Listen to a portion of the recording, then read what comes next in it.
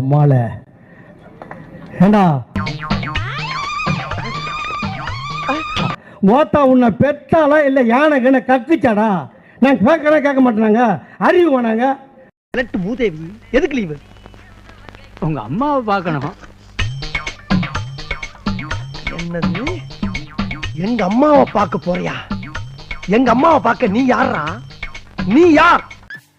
என்ன ஏண்டா இம்புட்டு அழகா படைச்ச ஆண்டவா? அங்க நிக்கிறவன இங்க வான்னு இந்தியில எப்படி கூப்பிடுவ? அங்க போய் நில்லுங்க.